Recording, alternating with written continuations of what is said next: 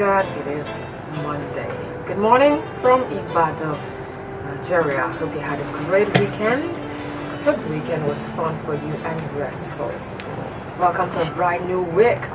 Interesting day. It is Monday. It is the 7th day in the 5th month in 2018. My name is Adeshawa Olofinko. My name is Emmanuel Molajero.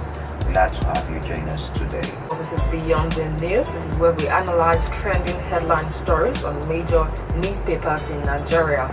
Now, of course, you can join our conversation on our social platforms this morning. On Twitter, you find us at Wellsradio. On Instagram, you find us at Wellsradio as well. On Facebook, at Wellsradio Online. So if you want to drop your contribution regarding any of the headline stories this morning that is trending in Nigeria, you can drop comments for us right there. We have the Punch newspaper, we have Premium Times Nigeria, Tribune Online, we have the Vanguard newspaper, and then of course more that will be analyzing and serving you headline stories today.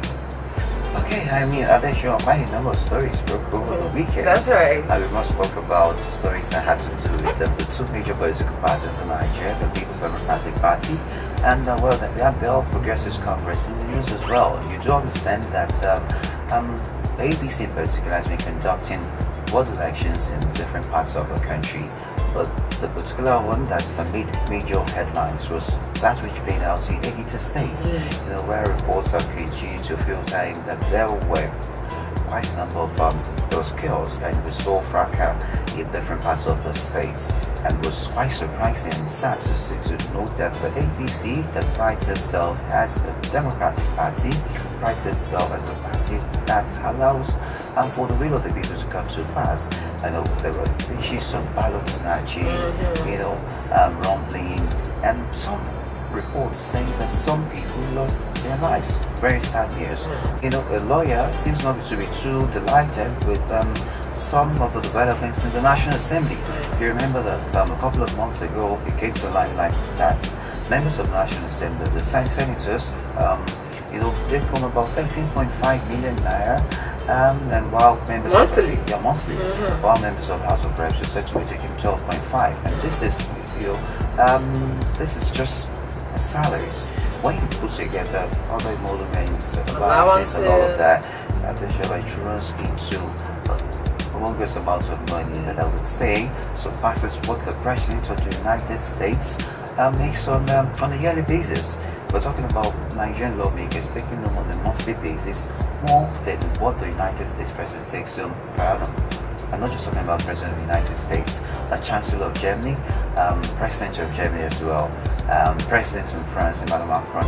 These guys less than what the Nigerian Senator earns on a monthly basis. And in a country where the minimum age is 18,000 naira. Right, and there's this interesting editorial on the Punch newspaper that talks about the numerous clashes that we have among security agencies in Nigeria, and this particular writer term is as damaging, and the fact that Nigeria has to take steps to end this acrimony or we live permanently with Islamist terror and other crimes. Emmanuel, it is very true, and of course I know that this happens not just in Nigeria but across the world, where security agencies in different countries sometimes advertise impunity and even unhealthy rivalry.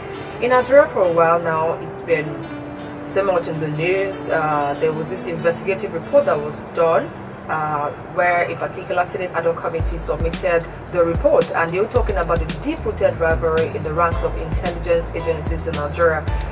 This is a very interesting editorial that you find on the Punch newspaper this morning, and the writer was actually talking about how we need to work together as different agencies for the protection of the lives of ordinary Nigerians. I think a lot of times security agencies forget the reason why they took up the job in the first place.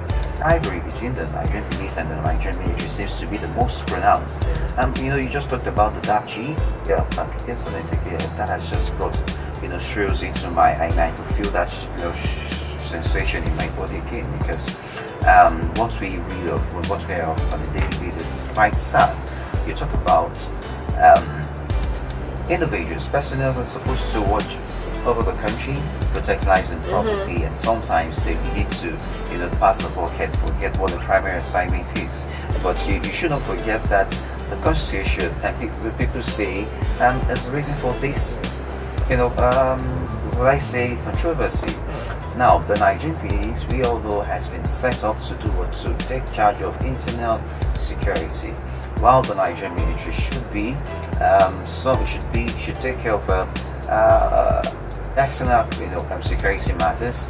Watch out for what you call whenever the sovereignty of a nation is being, threatened and all of that. But what you find is that you find them on the streets. In different metropolis of Lagos, you find them on the street, you find them in the city of Ibadan, you find them in the city of Port Harcourt, and many of the cities.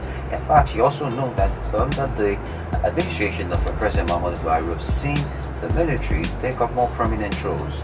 We've seen Operation Lafia Lodi, we've seen Operation Python Dance, we've seen Operation Egweke 2, I think that's what we've seen Operation Car Trace.